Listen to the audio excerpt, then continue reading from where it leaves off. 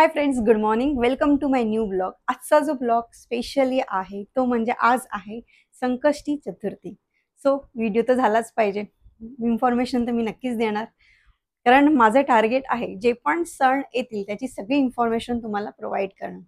So Sankashti आहे. सगळ्यात आपल्या जेव्हा कळतं संकष्टी आहे तर डोळ्यासमोर काय येतं? मोदक. की आज आपल्या घरी मोदक बनवले जातील. सो तर मोदक पुरता नाही तर आपल्याला संकष्टीचे महत्त्व सुद्धा माहीत पाहिजे, की संकष्टी कशी साजरी केली जाते, संकष्टीचे महत्त्व काय आहे, संकष्टीचा अर्थ काय आहे, तो आज आपण या छोट्याशा ब्लॉगमध्ये बघणार आहोत. तर नक्कीच एंडपर्यंत हा ब्लॉग बघा. आपण स्टार्ट करूया. संकष्टी चतुर्थी, ज्याला संकटहार संकष्टी चतुर्थी सुद्धा म्हटलं जातं. हा दिवस कृष्ण पक्षाच्या चौथ्या दिवशी येतो, म्हणून याला चतुर्थी असं म्हणतात. आणि जर हा दिवस मंगळवारी आला तर याला अंगारकी संकष्टी चतुर्थी असं म्हणतात. संकष्टी चतुर्थी दर महिन्याला कृष्ण पक्षातील चतुर्थीला साजरी केली जाते. हिंदू धर्मामध्ये भगवान गणेशाला विघ्नहर्ता असे मानले जाते, म्हणजेच संकट दूर करणारा, अडथळे दूर करणारा देव असे म्हणतात. तर भगवान श्री गणेशाची नियमित पूजा केली तर संकटे कमी होतात आणि सुख समृद्धी येते. ज्येष्ठ महिन्यामध्ये येणारी चतुर्थी एकदंत संकष्टी चतुर्थी म्हणून ओळखली जाते.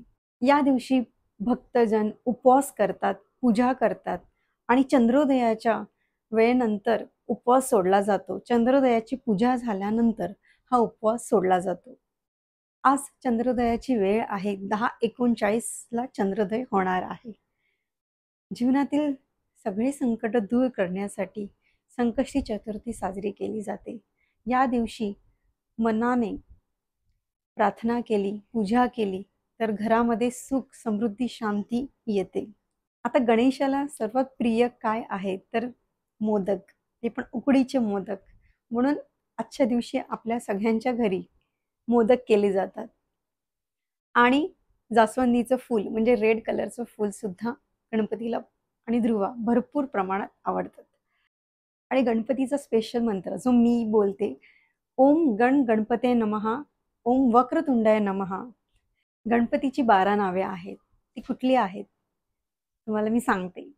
साष्टांगण म्हणे हे माझे गौरीपुत्र विनायका, भक्तीने समर्था नित्य ऐकरामार्था साधती.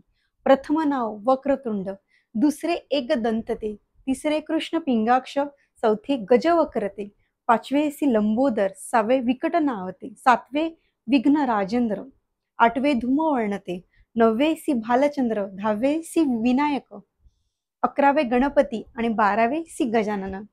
अशी गणपतीची 12 नावे आहेत. तर आज चंद्रोदयाच्या वेळी चंद्राचे दर्शन घ्या आणि तुमचं पूर्ण दिवसाचा उपवास सोडा आणि सात्विक अन्न खा. सो फ्रेंड्स, आजचा ब्लॉग मी इथेच संपवते. आज छान वाटलं तुम्हाला संकष्टी चतुर्थीची माहिती देताना.